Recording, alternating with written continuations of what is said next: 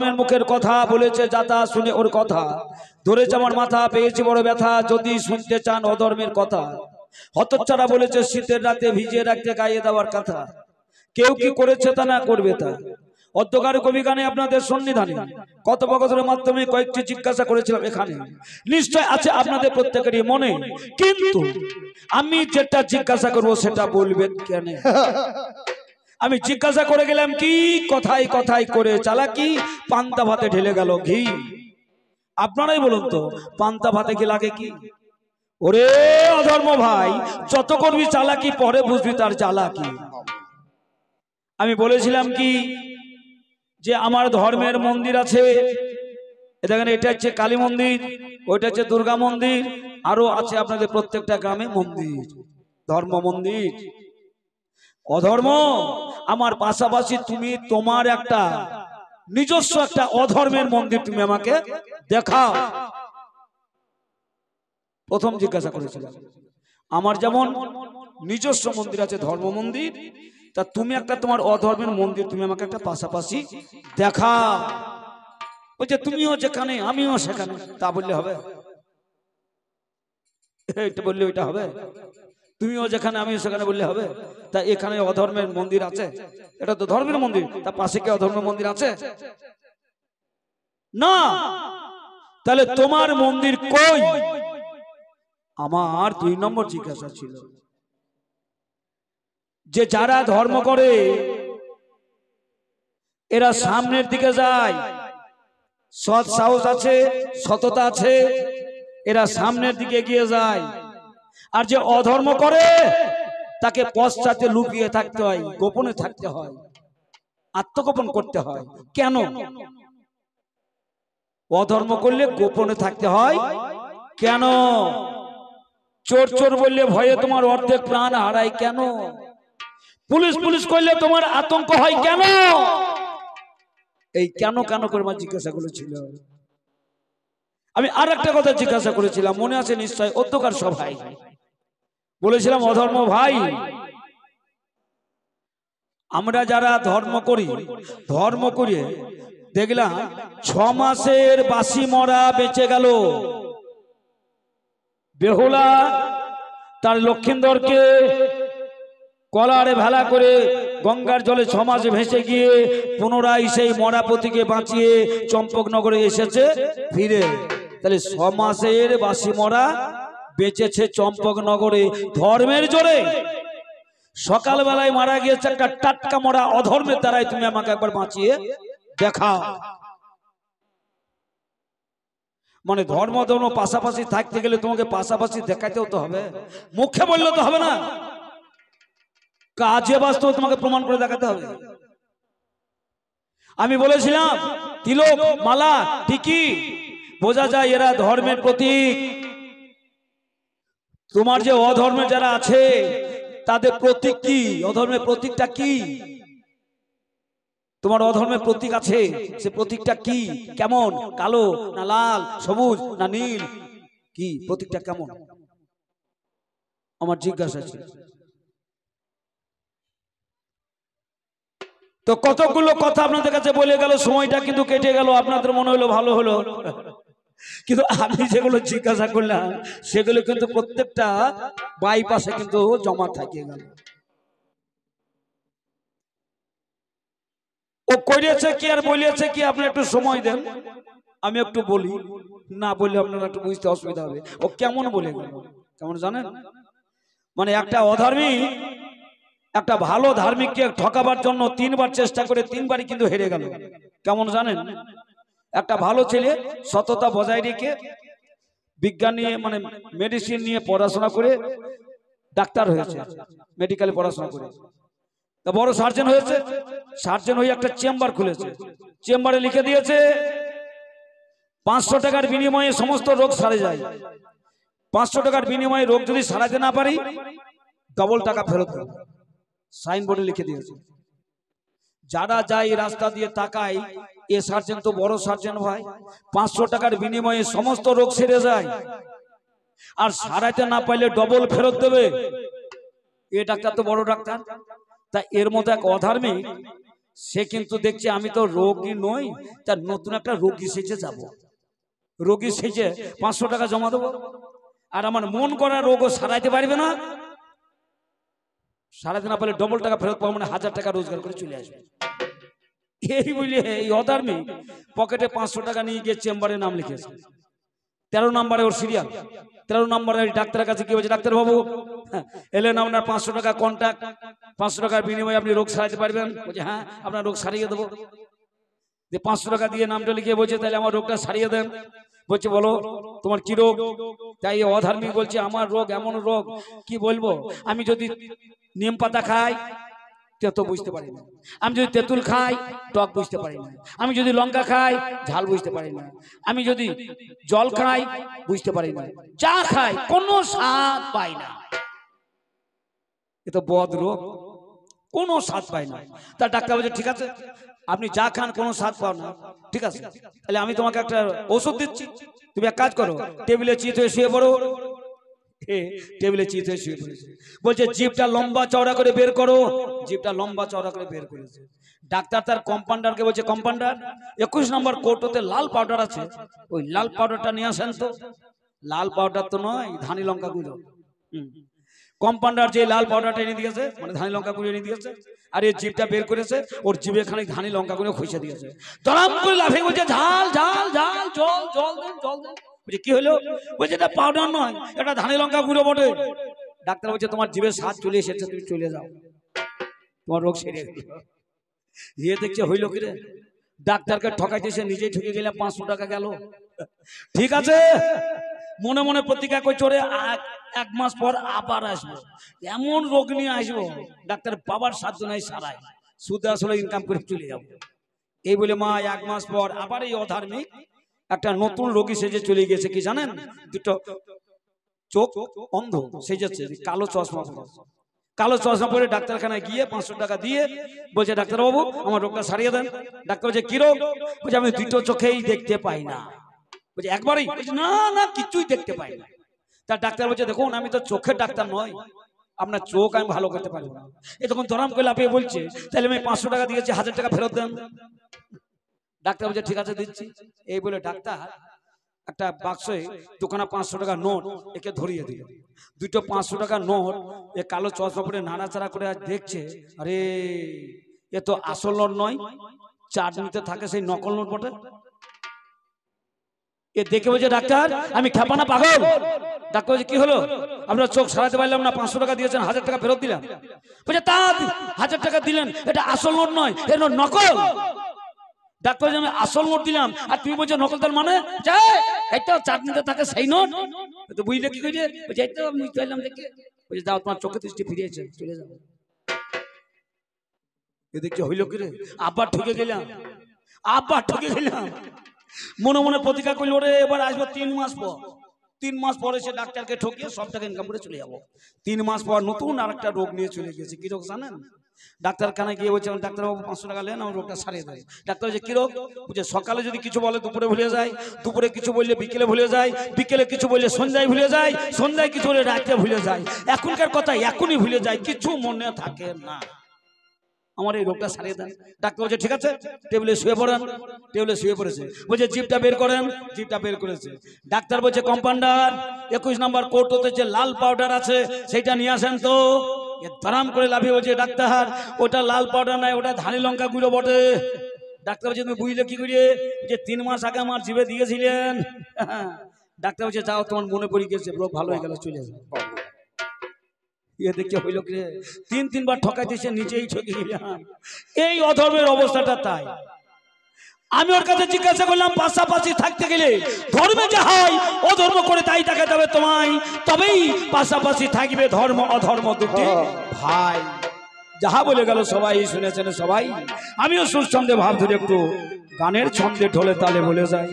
ওরে দারে নানা দাই রে নানা, ওরে দারে নানা দাই রে নানা, দাইরে না না দাইরে রে, দাইরে না দাইরে না দাইরে না দাইরে, দারে দাইরে দাইরে রে, দাইরে না দাইরে দারে দাইরে, দাইরে না না দাইরে না না, দাইরে না না দাইরে না না, গাইড না গাইড রে গাইড না গাইড না গাইড না গাইড বীর গাইড নে গাইড না গাইড গাইড বীর গাইড নে গাইড না গাইড গাইড।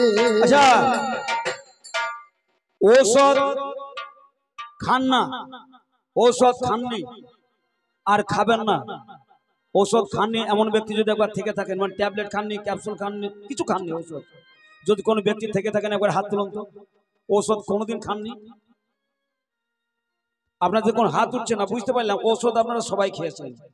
তাহলে আমাদের একটা কথা স্বীকার করতে হয়, ঔষধ পরম ধর্ম, ঔষধ পরম ধর্ম রোগীর রোগ নিবারণে, আর ধর্ম পরম বন্ধু জীবনে মরণে। ঔষধ পরম বন্ধু রোগীর রোগ নিবারণে, ধর্ম পরম বন্ধু জীবনে মরণে।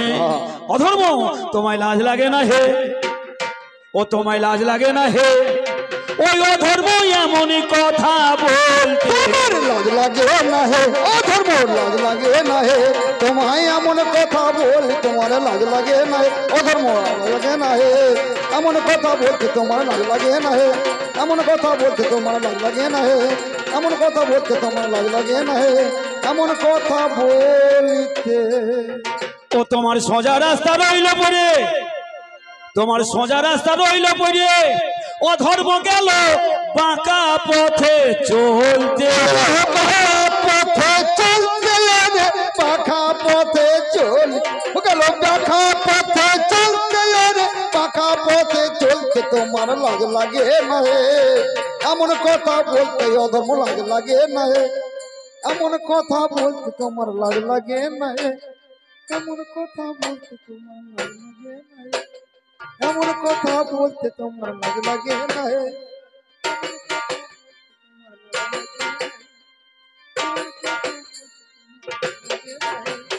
এমন কথা বলতে তোমার লাজ লাগে না হে, এমন কথা বলতে তোমার লাজ লাগে না হে, এমন কথা বলতে তোমার লাজ লাগে না হে। আজি কোথাকারে আদলা কানা ঠিক বলে কচু সানা, কোথাকারে আদলা কানা ঠিক বলে কচু সানা, আজি কোথাকারে কোথাকারে আদলা কানা ঠিক বলে কচু সানা, কোথাকারে আদলা কানা ঠিক বলে কচু সানা, আবার অধর্ম হবে এটা সানা, আবার অধর্ম হবে একটা সানা, অধর্ম হবে এটা সানা, হবে এই সভাতে, হবে এই সভাতে রে, হবে এই রে, হবে এই সভাতে রে, হবে এই সভা তোমার লাজ লাগে না হে, এমন কথা বলতে তোমার লাজ লাগে না হে, এমন কথা বলতে তোমার লাজ লাগে না হে, এমন কথা বলতে। ও গো যার হয়েছে জকা কাশি, সে কি বাজাবে আর ফুলর বাঁশি, যার হয়েছে জকা কাশি, সে বাজাবে কি আর ফুলর বাঁশি, ও গো যার হয়েছে জকা কাশি, সে কি বাজাবে আর ফুলর বাঁশি, যার হয়েছে জকা কাশি, সে বাজাবে কি আর ফুলর বাঁশি, আবার ব্যাঙের হয় কি সর্দি কাশি, হয় কি সর্দি কাশি, আবার ব্যাঙের হয় কি সর্দি কাশি, বাস করে সে জলেতে, ওরে বাস করে সে জলেতে, বাস করে সে জলেতে তোমার লাজ লাগে না হে, এমন কথা বলতে তোমার লাজ লাগে না হে, এমন কথা বলতে তোমার লাজ লাগে না হে, এমন কথা বলতে তোমার লাজ লাগে না হে, এমন কথা বলতে তোমার লাজ লাগে না হে। আমি তোমার মুখে পরম সুখে আজি শুনতে গানে পাই, আমি একা শুনবো কেন, শুনেছেন সবাই বলে গেল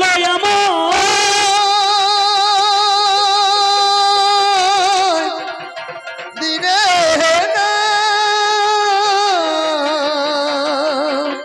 ও দিনে না বলেছিলাম আমি, আপনারাও শুনিয়াছেন, বসে আছেন যত সবাই আজ জ্ঞানী গুণী, বিন্দু ধারণ জীবন পতন মরণ,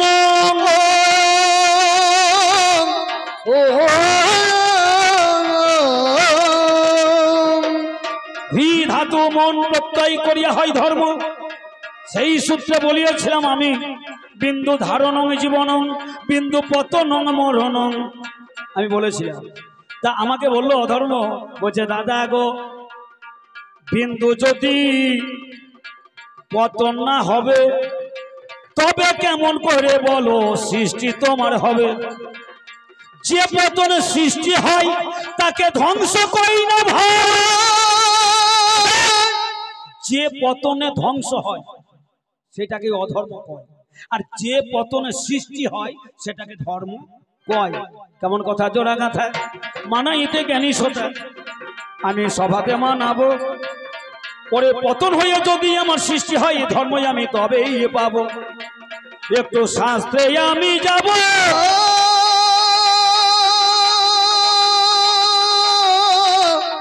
দিনে না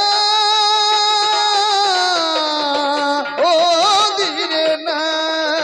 আমার বিয়ের 18 বছর পর উঠেছে কাল বৈশাখী ঝড়। আমার মা বলছে ওরে নিমাই, ছাদ থেকে ধানের বস্তা নামিয়ে নিয়ে আয়। অতি সত্তর। আমার বিয়ের 18 বছর পর আকাশে উঠেছে কাল বৈশাখী ঝড়। মা বলছে নিমাই, ছাদ থেকে ধানের বস্তাটা তাড়াতাড়ি নামিয়ে নিয়ে আয়। মায়ের কথা শুনে আমি ছাদে চলে গেলাম। ছাদে গিয়ে ধানের বস্তা নামানো দূরের কথা, বস্তাটা আলো করে আমি মাথাতে তুলতেই পারলাম না। আমি খালি হাতে নেমে এলাম, খালি হাতে নেমে এলাম। খালি হাতে নেমে এলাম। মা বলছে নিমাই, তোকে ধানের বস্তাটা নামাতে বললাম, তুই নামে নিয়ে এলে না। আমি বললাম মা, বিয়ের আগে আমি 60 কিলো ধানের বস্তা একাই নামিয়ে এনেছি। আজ বিয়ের 18 বছর পর ওই 40 কিলো ধানের বস্তাটা আজ আমি নামাতে পারলাম না। তা আমি মাকে ঘুরিয়ে প্রশ্ন করছি, মা বিয়ের আগে আমার যে বল ছিল সে বল আমার কোথায় গেল? সে বলে আমার কোথায় গেল?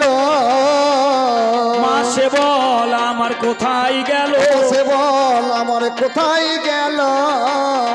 ও মা, তুমি আমাকে বলো, বিয়ের আগে আমার যে বল ছিল সে বল আমার কোথায় গেল? মা উত্তর দিল, কি বললো? বলছে তোর বউকে গিয়ে সুধারে। বউকে গিয়ে সুধারে, তোর বউকে গিয়ে সুধারে, তোর বউকে গিয়ে সুধারে। আগে হ্যাঁ, আমি আমার বউয়ের কাছে চলে গেলাম। বউকে গিয়ে বললাম, বউ তোমাকে বিয়ে করার আগে আমার যে বল ছিল সে বল আমার কোথায় গেল? বউ বলছে দাঁড়া উত্তর দেবো, একটু সময় চাই। 4টে বেজে গেল, কলেজের ছুটি হলো। বড় বেটা কলেজ থেকে বাড়ি এলো। আমার স্ত্রী মানে ছেলের মা বলছে, অভিজিৎ তোর বাবা ধানের বস্তাটা নামাতে পারেনি, তুই নামিয়ে নিয়ে আয় তো বাবা। আমার ছেলেটা ছাদে গিয়ে ধানের বস্তাটা মাথায় নিয়ে সিঁড়ি বাই সিঁড়ি নেমে এসে আমার পায়ের কাছে হরাম করে নামিয়ে দিল। আমি বউকে বলছি, বউ আমার প্রশ্ন কি ছিল? তোমাকে বিয়ে করার আগে আমার যে বল ছিল সে বল আমার কোথায় গেল? সে বল তোমাকে বিয়ে করার আগে আমার যে বল ছিল সে বল আমার কোথায় গেল? বউ বলছে, বুঝতে পারছো না, তোমার ওই বল গিয়েই তো এই বলে ধানের বস্তা নিয়ে এলো। আমার শুক্র রূপে গেল আর পুত্র রূপে ফিরে এলো। পুত্র রূপে ফিরে এলো। আমার পুত্র রূপে বল ফিরে এলো। শুক্র রূপে গেল, পতন হলো, আর সেই পতন একটা জন্ম হলো। একে ধ্বংস বলে না, একে ধর্মই বলে ভাই। ধর্ম বলে ভাই। হায়া হায়া হায়া। ওরে পতনে যদি একটা সৃষ্টি হয় ধর্ম বলে ভাই। হায়া। আমি তোমার কাছে শুনতে পাই, দিরে না ও দিরে না। আজ শুনলেন জ্ঞানী গুণী বাসা ঘরে বসে মনের হরিষে ওর কথাগুলো শুনেছি আমি। বলছে যে করিবে পাবে হবে ভগবানের বাপ। তোমার কাছে খুলে বলে যায় দূরে যাবে তোমার মনের তাপ। পাপ করলে ভগবানের বাপই হয় না। বলছে যে করবে পাপ সে হবে ভগবানের বাপ। ও ওপরটা দেখেছে ভেতরটা দেখেনি। ওপরটা দেখেছে ভেতরটা দেখেনি। ও ওপরটা পড়িয়েছে ভেতরটা পড়েনি। ওপরটা পড়েছে ভেতরটা পড়েনি। প্রমাণটা কি দিল? উদাহরণে গিয়ে বলল, একদিনে দশরথের রাজা মেঘয়াতে গেল। অন্ধমণির পুত্র সিন্ধুমণি মাটির কলসি নিয়ে সাগরের কূলে বাবার মুখে জল দেব বলে জলে মাটির কলসি ডোবাই অন্ধমণির ছেলে। বলছে অন্ধমণির পুত্র সিন্ধুমণি বাবার মুখে জল দেবো বলে মাটির কলসিটা সাগরের নিমজ্জিত করছে, মানে ডোবাচ্ছে, আর একটা আওয়াজ হচ্ছে, আর ওই আওয়াজ শুনে দশরথ রাজা ভাবছে হরিণে জল খাচ্ছে, আর শব্দবেদী বান মেরে দিল, আর সিন্ধুমণি মারা গেল। আর সিন্ধুমণি মারা গেল, আর অন্ধমণি বলল তোর 4টে ছেলে হবে হবে হবে। ওর এটাই বলি আসল রহস্যটা কি। সেই দিন অন্ধমণির পুত্র সিন্ধুমণি সাগরের কূলে মারা গেল দশরথের বানে। সেদিন হয়েছিল রামায়ণে, আর আজকে কি হয় না? এটা আজও হয় ভাই, আজও হয় ভাই। আজ ওরে আমি বলে যাই আজও হয় ভাই, ওরে আমি বলে যাই আজও হয় ভাই। তাহলে অন্ধমণির ছেলে, এখানে অন্ধমণি বলতে কাকে বোঝায়? যার দীক্ষা হয়নি, শিক্ষা হয়নি, যে দীক্ষাগুরু আশ্রিত হয়নি, শিক্ষাগুরু আশ্রিত হয়নি, তিনি হচ্ছেন অন্ধ, এর জ্ঞান নয়ন ফোটেনি। অন্ধের পুত্র কি হবে? অন্ধের পুত্র কাম হবে, কাম। এ কামে আসক্ত, কামে জর্জরিত। সেই অন্ধ, অদীক্ষিতা, অশিক্ষিতা, তারই ছেলে হচ্ছে কাম। সে কাম কোথায় যায়? সাগরে। এ সাগর কত দূরে? এ সাগর আছে ঘরে ঘরে, সাগরে আছে ঘরে ঘরে। ওরে এ সাগর আছে ঘরে ঘরে, সাগর আছে ঘরে ঘরে। এ সাগর বাবা ঘরে ঘরে আছে। ওই সাগরের জলের স্বাদ দেবে লবণাক্ত, এ সাগরের জলের স্বাদ দেবে লবণাক্ত। এই সাগরে অন্ধের ছেলে, মানে কাম অন্ধ, তার ছেলে কাম দ্বারা ওই সাগরে যখন ওই কলসিটা ডুবাইতে যায়, আর কলসি ওই সাগরে যখন ডুববে দেখবেন তখন একটা আওয়াজ হয়। আমি খুলে বলবো না, যারা দীক্ষাগুলো আশ্রয় করেছেন, শিক্ষাগুলো আশ্রয় করেছেন, একটু মনে মনে বুঝে নেবেন। তাহলে ওই সাগরে এই কলসি যখন ডুবাইতে যায়, শব্দ একটা উঠবে, আর শব্দ একটাই উঠবে, শব্দ একটা উঠবে, আর শব্দ একটাই উঠবে। ওরে জ্ঞানী ভক্ত বুঝে নেবে, শব্দ একটা উঠবে, ওরে জ্ঞানী ভক্ত বুঝে নেবে, শব্দ একটাই উঠবে। যেই শব্দ উঠবে, দশরথ মন কামে আসক্ত হয়ে বান ছেড়ে দিল, কাম বানে জর্জরিত হয়ে ওইখানে সিন্ধু, সত্তা রূপী সিন্ধু সাগরের জলে পড়ে গেল, সাগরে জলে পড়ে গেল। ওরে সাগরের জলে ছেলে পড়ে গেল। আচ্ছা, সাগরের জলে পড়ে গেল ছেলে, এ ছেলে থাকে কোথায়? বাবার মাথায়, মাথায় মাথায় আর ভেতরটাকে বুঝতে হবে, তারপর ওপরটাকে বলতে হবে। ওই কলসি ডুবাইতে গিয়ে সত্তারূপী সিন্ধু ওইখানে কামরূপ বানের দ্বারাই বধ হইয়া যায়। আর ওই সাগরে যখন পড়িয়া যায়, কিছুদিন পরে 10 মাস 10 দিন যখন হইয়া যায়, পুত্র রূপে ফিরে পায়। সিন্ধু যদি সাগরে বধ না হবে, কেমন করে পুত্র হবে? কেমন করে পুত্র হবে? ওরে কেমন করে পুত্র হবে? কেমন করে পুত্র হবে? একটু ভেবে দেখতে হবে, ওরে কেমন করে পুত্র হবে? ভাই এখানে লেখা আছে কি, আর ওপরটা পড়ে অধর্ম বলছে কি, যে করবে পাপ হবে ভগবানের পাপ।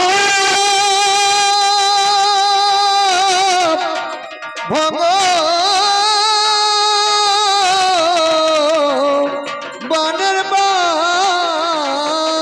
এটা কেমন কথা হয়? আপনাদের কাছে আমি আজকে বলে যাই, যে করবে পাপ হবে ভগবানের বাপ। একটুখানি প্রমাণ দেব, মিটে যাবে তোমার মনের সাথ। আস্তে, আপনারা জানেন ভগবান দাপরের ভগবান কোথায় জন্ম হয়েছিল গো? দাপরের ভগবানের জন্ম কোথায় হয়েছিল? আপনারা সবাই জানেন, কংসের কারাগারে দৈবকী উদরে জন্ম নিল ভগবান। হরে কৃষ্ণ ঘন শ্যাম, হরে কৃষ্ণ ঘনশ্যাম। ওরে কংসের কারাগারে দৈবকী উদরে জন্ম নিলেন ভগবান। হরে কৃষ্ণ হরে রাম, হরে কৃষ্ণ হরে রাম। বসুদেব কৃষ্ণকে মাথায় করে যমুনা পারি হয়ে নন্দ ঘোষের ঘরে। বসুদেব কৃষ্ণকে মাথায় করে যমুনা পারি হয়ে নন্দ ঘোষের ঘরে। বসুদেব কৃষ্ণকে মাথায় করে যমুনা পারে হলো রাধি দুপুরে।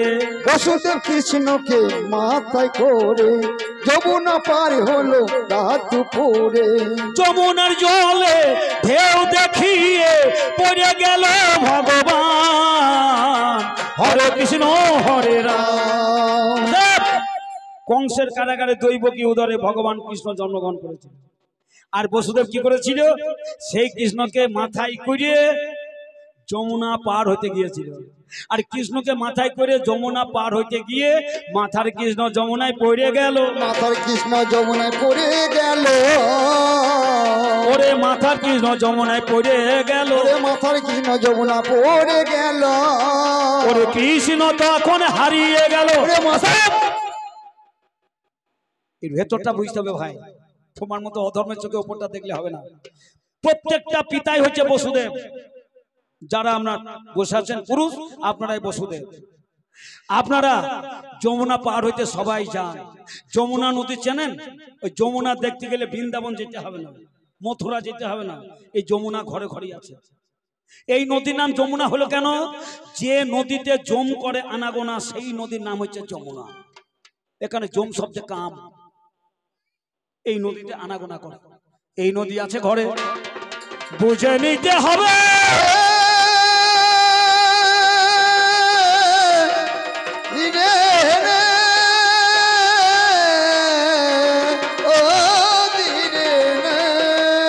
এই নদীতে কাম জমি নামে আনাগোনা করে। যে নদীতে কামরূপ জম করে আনাগোনা, এই নদীর নাম হচ্ছে যমুনা। তাহলে আমরা সবাই বসুদেব কৃষ্ণকে মাথায় করে, মানে ব্রহ্মবস্তু সত্তা, এটা হচ্ছে আমাদের পুত্র। এই পুত্রকে মাথায় করে আমরা ওই যমুনা পার হইতে যাই। আর ওই যমুনা পার হইতে গিয়ে যেই বাবা জলে নেমে যায়, উতাল পাতাল ঢেউ বয়, আর মাথার কৃষ্ণ জলে পড়ে যায়। মাথার কৃষ্ণ জলে পড়ে যায়। তখন মাথার কৃষ্ণ জলে পড়ে যায়। তখন মাথার কৃষ্ণ জলে পড়ে যায়। ওরে বসুদেবী করে তখন হাই হাই হাই। ওরে মাথার কৃষ্ণ জলে পড়ে যায়। তখন আমাদের মাথায় ব্রহ্মবস্তু কৃষ্ণ ওই জলে পড়ে যায়। আর বসুদেব অনাহত দ্বাদশ দল চক্রে আঘাত লাগে, ধরাস করে ওঠে, আর হাই হাই একটা ভাব আসে, আমার পুত্র ছিল যমুনায় হারিয়ে গেল। সন্ধান করতে লাগে, সন্ধান হইতে থাকে, দিন গুনতে থাকে।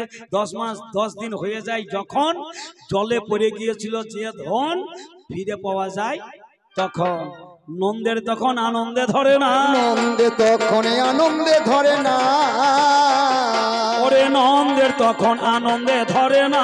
নন্দের তখন আনন্দে ধরে না। ওরে কোলে এসেছে চাঁদের কোনা। নন্দের তখন আনন্দে ধরে না। তাহলে এইখানে হয় ভগবানের বাপ। আমরা সবাই ভগবানের বাবা, সবাই ওই যমুনায় এই মাথার কৃষ্ণকে আমরা হারাই। 10 মাস 10 দিন পর আবার খুঁজে পাই। আর ওই পুত্ররূপী কৃষ্ণের বাবা আমরা সবাই হই। তাহলে তোমার মুখে পরম সুখে শুনতে আরো পেলাম দিরে না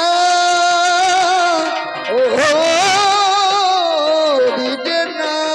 ওরে লেখা আছে রামায়ণে, বলে গেলে কবি গানে, আপনারা শুনেছেন কানে, আমিও ভেবেছি মনে মনে। এবারে রামায়ণের কথা করে গেল জোড়া গাথা, আপনারা শুনিয়াছেন, বুঝিয়াছেন, বসিয়াছেন, যতই আমার জ্ঞানী গুণী শ্রোতা। বলছে দশরথের রাজা পাপ করল, ব্রহ্মপুত্র সিন্ধুকে বধ করিল, পাপ করিয়া ভগবানের বাবা হইয়াছে। আমি বললাম না তোমার জানা করলে আলোচনা, কথা তুমি বলে গেলে মিছে আছে। আচ্ছা বলুন, দশরথ যে ভগবানের বাবা হয়ে গেছে, ওই ছেলেটাকে মেরে হয়ে গেছে না তার আগে আরো কিছু করতে হয়ে গেছে? দশরথ রাজা যখন ওই সিন্ধুকে হত্যা করলো, মানে বধ করলো, পাপ হলো, পাপের প্রায়শ্চিত্ত করতে যায়নি? পাপের প্রায়শ্চিত্ত করেনি? পাপের প্রায়শ্চিত্ত করতে গিয়েছিল কার ঘরে? ওরে বশিষ্ঠ দেবের কুঠিরে। আরে দিরে না দিরে না না দিরে না দাই রে না না না, ওই দশরথ রাজা গেল, ও দিরে না দাই রে না না দাই রে না না না, ওরে পাপের প্রায়শ্চিত্ত করিল। আরে দিরে না দিরে না না না না দিরে না না না, ওরে রামায়ণে লেখা ভালো, ও দিরে না দাই রে না না দাই রে না না না। দশরথ রাজা বলল, করেছি পাপ, পেতে চাই মাপ, পাপের প্রায়শ্চিত্ত করে দাও। বশিষ্ঠ দেবের ছেলে বামদেব পাপের প্রায়শ্চিত্ত করে দিল, কানে 3 বার রাম নাম দিল, বলো যাও তোমার পাপের প্রায়শ্চিত্ত হয়ে গেল।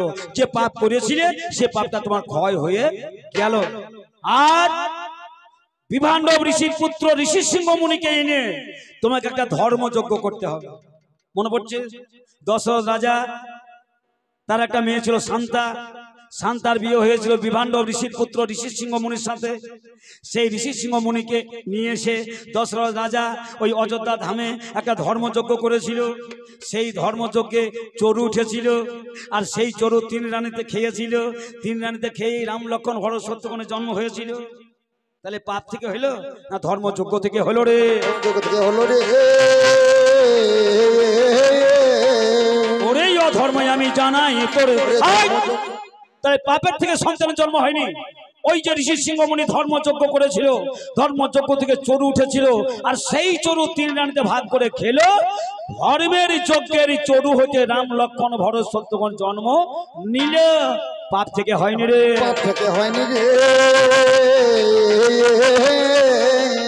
আজ অধর্ম ভাই আমি জানাই তোমার, পাপ থেকে হয়নি রে, হয়নি রে। আমি তোমার মুখে পরম সুখে শুনতে কানে পাই, আমি একা শুনবো কেন, শুনেছেন সবাই। বলে আমার ধর্ম ভাই রে,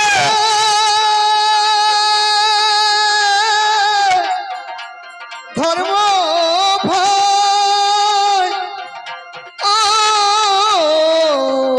ধর্ম ভাই, আজি শোনো আমার ঠাই, ওরে তোমার মুখে পরম সুখে শুনতেই আমি পাই। কি বলছে? ব্রাহ্মণরা ভিক্ষা করে, ভিক্ষা করে কি ধর্ম হয়? ওরেই আমার ধর্ম দাদা, বলবে তুমি কথা সদা, তোমার মুখে পরম সুখে শুনতেই আমি চাই। ওরে বাড়ি বাড়ি ভিক্ষা করে কেমন ধর্ম হলো রে?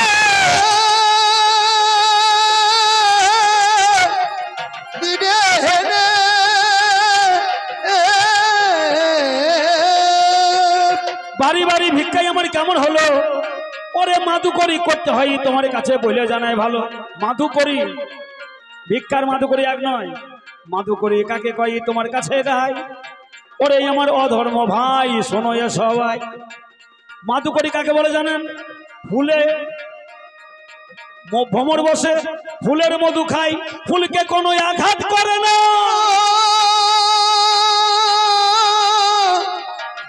আঘাত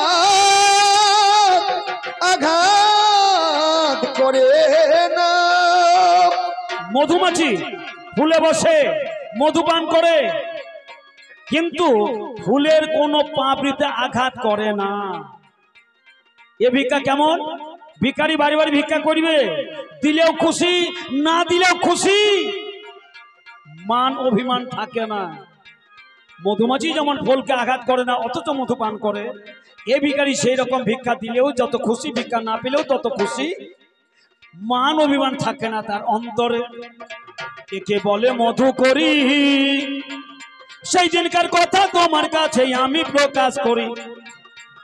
অবন্তী নগরে ঘর সন্দীপনী মুনি,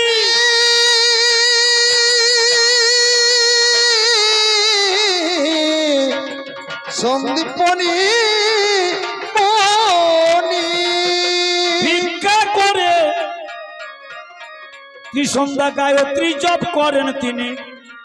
সঞ্চয় করতে মানা, একবার অন্ন করে ভোজন, দ্বিতীয়বার করে না। ওই সন্দীপনী মুনির কেমন ধর্মে মন, ধর্মে কেমন মতি, পরীক্ষা করতে মর্তধামে এলো সেদিন জগদীপতি। জগদীপতি নারায়ণ মানুষের রূপী করে ধারণ,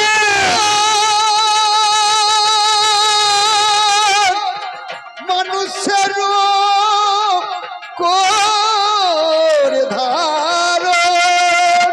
মর্তধামে ভগবানই আমার করিল গমন। সন্দীপনী মুনি কেমন ধার্মিক ব্রাহ্মণ, পরীক্ষার কারণ মর্তধামে আগমন, স্বয়ং নারায়ণ মানুষের রূপ করে ধারণ। পূর্ব দিকের সূর্যই আমার পশ্চিমেতেই অস্তমিত হয়, এমন সময়ে মানুষেরই রূপ ধরে সন্দীপনী বাড়িতে যায়। কে আছো মা, খেতে দাও আমায়, খেতে দাও আমায়, খেতে দাও আমায়। মানুষের রূপ ধরে ভগবান সন্ধ্যা আগত এমতো সময় ওই সন্দীপনীর মুনির বাড়িতে গিয়ে সেই নররূপী রূপ ধারণ করে বলছে, মা কি আছো, ও মা কি আছো, আমায় খেতে দাও, খেতে দাও, আর খেতে দাও, খেতে দাও। বড় খিদে পেয়েছে আমার, খেতে দাও, খেতে দাও। বড় খিদে পেয়েছে আমায়, খেতে দাও, খেতে দাও। মুনিপত্নী ব্রাহ্মণী বলছে, কে বাবা তুমি, তোমাকে তো চিনি না, জানি না, অচেনা, সারাদিন কেটে গেল, সন্ধ্যাবেলায় এলে খেতে পাওনি, তুমি কে হে? তা বলছে, মা গো আমি অজানা অচেনা অদেশ থেকে এসেছি, আমি রাস্তা হারিয়ে ফেলেছি মা, বাড়িতে ফিরবো সে রাস্তা আমি খুঁজে পেলাম না, রাস্তার সন্ধান করতে করতে বড় খিদে পেয়েছি আমি, বড় খিদে পেয়েছি আমি। মা গো খিদের জ্বালাতে আজ পড়েছি আমি, খিদের জ্বালাতে আজ পড়েছি আজ আমি। কিছু খেতে আমায় দাও মা তুমি, খিদের জ্বালাতে আজ পড়েছি মা আজ আমি খিদের জ্বালায় পড়েছি মা, এ খিদে কোনোদিন আমি পাইনি, আমায় কিছু খেতে দাও।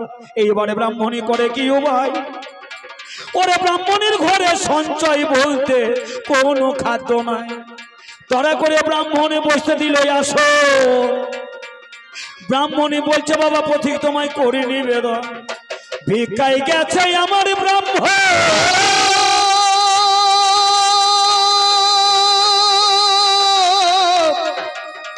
দিনে না ও দিনে না। বাবারে আমার ঠাকুর ভিক্ষায় গেছে, ভিক্ষা করে আসবে ফিরে, দেব রন্ধন করে তোমার সেবা দেব বাবা ভক্তি ভরে, একটুখানি বিশ্রামে করো গ্রহণ। এগিয়ে গিয়ে দেখে আসি কত দূরে আসছে আমারও ব্রাহ্মণ, ঘরে ছেড়ে ব্রাহ্মণী গো হাঁটি হাঁটি পাপা করে যায়, কত দূরে আসছে ব্রাহ্মণ দেখিবার চাই, আসে অদূরে ঠাকুর, ঠাকুর ও গো ঠাকুর। ব্রাহ্মণী দাঁড়াইয়া গেল, ওরে ব্রাহ্মণ ধীরে ধীরে পাপা করে ব্রাহ্মণের কাছেই উপস্থিত হলো। ব্রাহ্মণ বলছে, ওগো ব্রাহ্মণী কোনোদিন বাহিরে আসনি, আজ কেন বাইরে এলে তুমি বলো বলো শুনি। ব্রাহ্মণী বলছে, ঠাকুর গো আমাদের বাড়িতে এক অতিথি এসেছে, সারাদিন খেতে পাইনি, আমায় খাইতে চেয়েছে, কোনো খাবার অবশিষ্টই আমাদের ঘরে রাখতে মানা, তাই তো তাকে এখনোই আমি খেতে দিতে পারলাম না, বসতে তারে দিয়েছি আসন, ইহারও কারণ যা চাল পেয়েছো তাড়াতাড়ি দাও, আমায় করিব রন্ধন। কথা শুনে ঠাকুর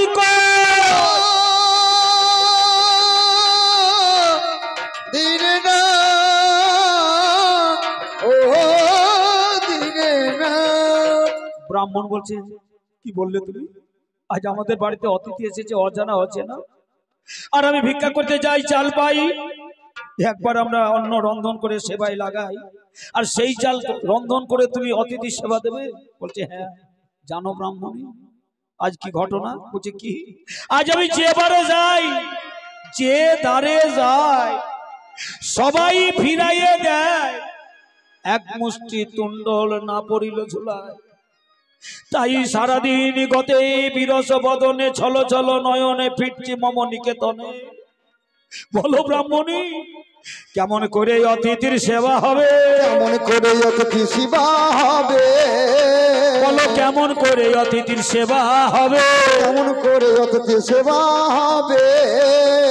কেমন করে ওদের মান রক্ষা হবে? কেমন করে?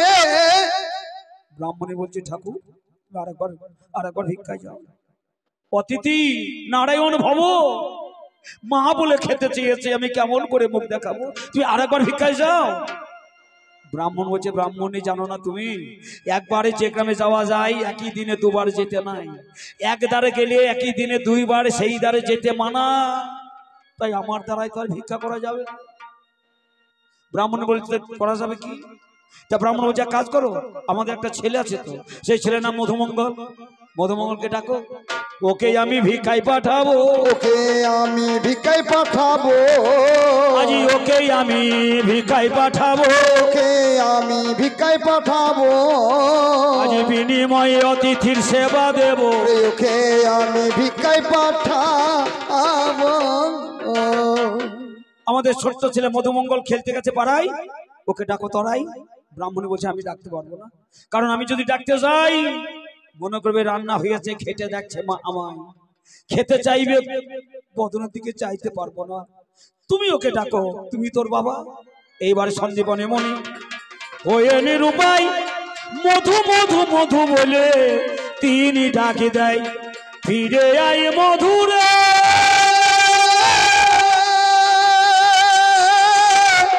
ফিরে আয় ওরে মধুরে। মধু মধু এই বলে তিন ডাকে যেই দিয়ে দিল। ওরে পাড়া ছেলেদের সাথে মধুমঙ্গল খেলতেছিল, খেলা ফেলে মধুমঙ্গল ছুটে যায়। বাবা ডাকছে, ওরে ভাই খেলার সময় তো আর নাই, বাবার কাছে যাই। দিরে না ও দিরে না। আজ ছুটে এসে বাবার কাছে দাঁড়ালো, মা বাবার সামনে দাঁড়িয়ে মধুমঙ্গল জিজ্ঞাসা করিল, বাবা কেন আমায় ডাকো? আর কেন আমার ডাকো? বলো কেন আমায় ডাকো? আর কেন আমার ডাকো? বাবা আমায় ডাকলে কেন? সন্দীপনী মুনি বলছে, বাবারে অতিথি নারায়ণ ভব, আমাদের বাড়িতে এক অজানা অচেনা অতিথি এসেছে, সে খেতে চেয়েছে, আমি ভিক্ষা করে কিছু আজ পাইনি, নিরুপায়। আজ তুই জানা বাবা, একটু নগরে নগরে ভিক্ষা করে কিছু চাল ভিক্ষা করে নিয়ে আই, যেটা অতিথির সেবায় লাগানো যায়। মধুমঙ্গল বলছে, বাবা কি বলে ভিক্ষা করতে হয় আমি তো জানি না, আমি কি বলে ভিক্ষা চাইব? সন্দীপনী মুনি বলছে, আমি বাবা হয়ে ভিক্ষার ঝুলি তোর কাঁধে তুলে দিচ্ছি, তুই যেটা উদ্দেশ্য সেইটাই বলবি। অতিথি সেবা দেওয়ার জন্য তুই ভিক্ষায় এসেছিস। বাবা হয়ে ছেলের কাঁধে ভিক্ষার ঝোলা তুলে দিল। ছোট্ট ছেলে মধুমঙ্গল ভিখারি বেশে গ্রামে প্রবেশিল, বলে ওগো নগরবাসী, ওগো নগর,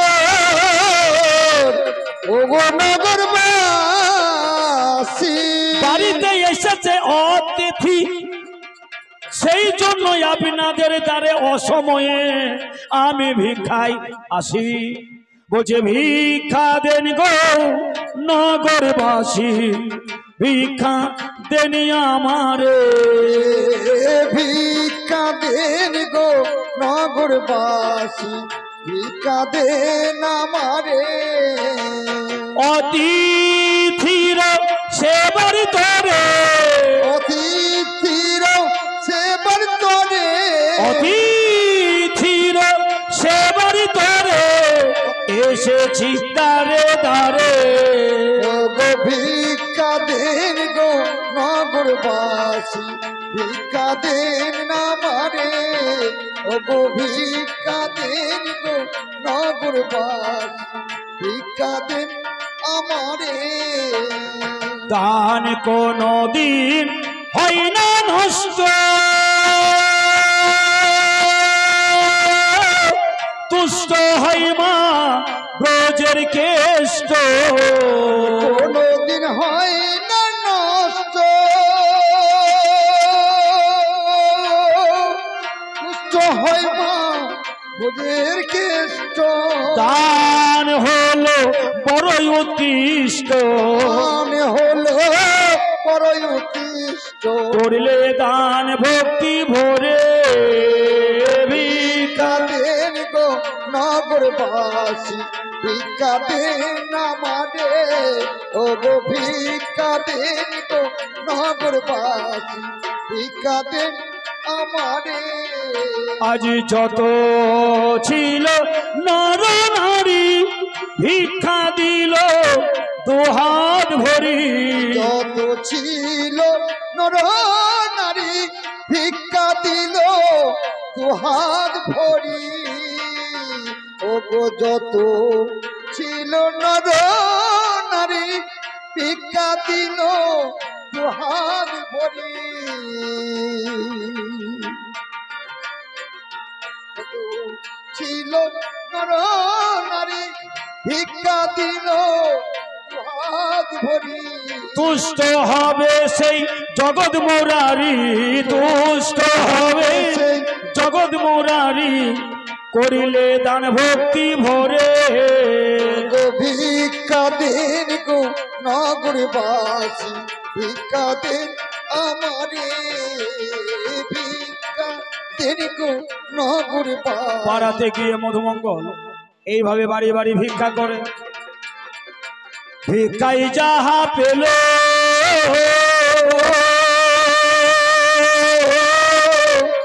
ভিক্ষা ভিক্ষা যাহা পেল, এইভাবে গামছাতে বেঁধে মধুমঙ্গল যমুনার ধারে ধারে চলিতে লাগিল। গামছাই বেঁধে যমুনার ধারে ধারে যেতে যেতে বড় খিদে পেয়েছে, তাই তো আমার মধুমঙ্গল মনে মনে ভাবিছে, এই খিদের জ্বালা বড় জ্বালা করতে খিদে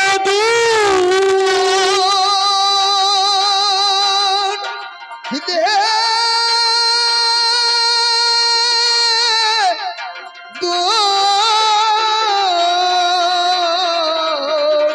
সারাদিন কেটে গেছে। সন্ধ্যাবেলায় সেই চালের ঝোলাটা নিয়ে যমুনার ধারে ধারে মধুমঙ্গল আস্তে আস্তে, ওরও তো খিদে পেয়েছে। মধুমঙ্গল ভাবলো এই ঝোলার এক মুষ্টি চাল দন্তে চর্বণ করে খিদেটা আমি দূর করি, তারপর ফিরে যাব তাড়াতাড়ি।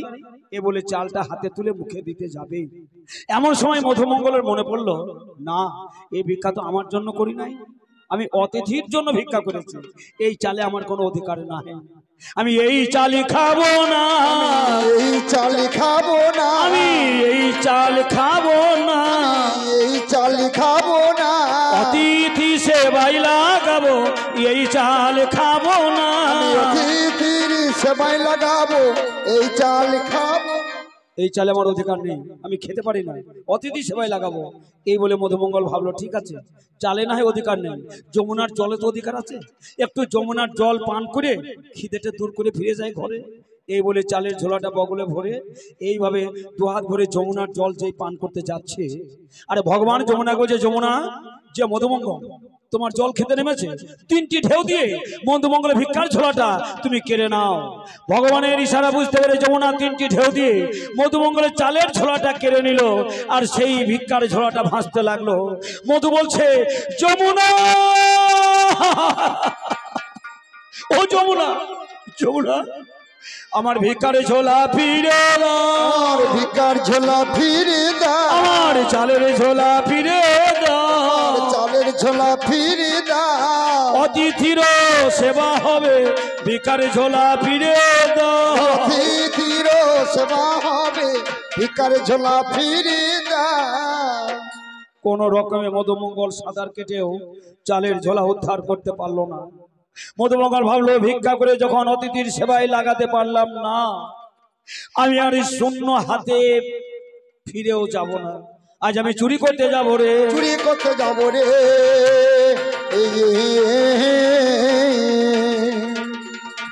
মধুমঙ্গল ভাবলো চুরি করতে যাব, ওই যে বললো সাধু তস্কর মানে সাধু চোর। মধুমঙ্গল বলছে আজ আমি চুরি করতে যাবো রে, চুরি করতে যাবো রে। ওই অতিথির সেবার তরে চুরি করতে যাবো রে। মধুমঙ্গল বলল ভিক্ষা করে যখন আমি অতিথি সেবাই লাগতে পারলাম না, ভগবান আজ আমি চুরি করতে যাব ভগবান। ওই মুদির দোকানে শীত কেটে চাল ডাল চুরি করে অতিথির সেবায় লাগাবো রাত্রি দ্বিপ্রহরে। আবার মধুমঙ্গলে মনে পড়ে গেল চুরি করতে গেলে দোকানে একটা ছিদ্র করতে হবে, আর ছিদ্র করতে গেলে একটা অস্ত্রের প্রয়োজন। মধুমঙ্গলে মনে পড়ে গেল অস্ত্র কোথায় পাই কোথায় পাই। তা মধুমঙ্গলের একটা বাল্য বন্ধু, তার নাম হচ্ছে কানাই, কৃষ্ণ সমসাময়িক। তা মধুমঙ্গলে মনে পড়ে গেল কৃষ্ণের হাতে একটা বাঁশি আছে, ওই বাঁশিটা কৃষ্ণের কাছে চেয়ে নেবো, আর বাঁশিটা পেলেই অস্ত্র করে দোকানে শীত কাটবো। এই উদ্দেশ্যে মধুমঙ্গল কৃষ্ণের উদ্দেশ্যে চলে যাচ্ছে, বাঁশিটা নেবে। ভগবান অন্তর্যামী ভগবানে জানিল অন্তরে, ভক্ত আসছে রাত পরে এই রাস্তা ধরে। ভগবান যদি এক পায়ে এগিয়ে যায়, ভক্ত যদি এক পায়ে এগিয়ে যায়, ভগবান দু পায়ে এগিয়ে যায়। ভক্তের সাথে ভগবানের যদি সাক্ষাৎ হয়, এই বলে কৃষ্ণ আগাইয়ে যায়। এদিকে মধুমঙ্গল হেঁটে যায়, রাস্তার মাঝখানে দুইজনের সাক্ষাৎ হয়। কৃষ্ণ মধুমঙ্গলের সামনে দাঁড়িয়েছে, বলছে মধু তুমি কোথায় যাও? তা মধু বলছে কৃষ্ণ আজ আমি চুরি করতে যাবো রে, চুরি করতে যাবো রে। কৃষ্ণ বলছে তুই চুরি করতে যাবি, তার মানে চুরি করা পাপ, ও কথা মুখে বলতে নেই। তা মধুমঙ্গল বলছে দেখ ভাই, ভিক্ষা করতে গিয়েছিলাম অতিথি সেবা দেওয়ার জন্য, ভিক্ষার ঝোলা যমুনার জলে ভেসে গিয়েছে, তাই চুরি না করলে অতিথি সেবা দেওয়া যাবে না, তাই চুরি করে অতিথি সেবা দেবো। কৃষ্ণ বলছে চুরি করা পাপ। মধুমঙ্গল বলছে ও আমি চুরি করলে পাপ, আর কানাই তুই চুরি করলে মাপ। তা কৃষ্ণ বলছে আমি আবার কি চুরি করলাম রে? মধু বলছে কেন চুরি করলি? বলছে কি চুরি করলাম রে? বলছে মায়ের ননি করলি চুরি, ওরে ননি চোর। মায়ের ননি করলি চুরি, ওরে ননি চোর। ননি চোরা সবাই বলে, ননি চোরিত ননি চোরা সবাই বলে, ওরে ননি চোর। তুই মায়ের ননি চুরি করেছিস? তা কৃষ্ণ ধরে মায়ের চুরি করলে পাপ হয় না, ছেলে যদি মায়ের কিছু চুরি করে ছেলের পাপ হয় না। আমি তো মায়েরই চুরি করেছি, কারণ মায়ের বস্তুতে ছেলের অধিকার আছে। মায়ের চুরি করলে পাপ। আর সেদিন সেদিন আবার কি চুরি করলাম? বলছে গোপীর বসন করিলি চুরি, ওরে বসন চোরা। আর গোপীর বসন করলি চুরি, ওরে বসন চোরা। বসন চোর নামটি তো বলে ওই গোপীরা, আর বসন চোর নামটি বলে, বলে ওই গোপীরা। কৃষ্ণ বলছে ঠিক আছে যা, আমি তোর কাছে না হেরে গেলাম। ভগবান ভক্তের কাছে হাঁটতে ভালোবাসে। বলছে মধুর তোর কাছে আমি হেরে গেলাম, তা তুই আমার কাছে কি নিবি? বলছে তোর হাতের বাঁশি নেবো রে। হাতের বাঁশি নেবো রে। তুই হাতের বাঁশি নিয়ে কি করবি? হাতের বাঁশি আমি খাড়া করবো, খাড়া করে দোকানে শীত কাটবো। তা কৃষ্ণ বলছে হাতের বাঁশি বাজানো হয়, হাতের বাঁশি কি আবার খাড়া হয়? তা মধুমঙ্গল বললো কেন সেদিন হইলো? সেদিন আবার কবে রে? নিধুবনে কৃষ্ণ কালী, যেদিন কৃষ্ণ হলি। নিধুবনে কৃষ্ণ কালী, যেদিন কৃষ্ণ হলি। হাতের বাঁশি খাড়া করে তুই যে দাঁড়াইলি, হাতের বাঁশি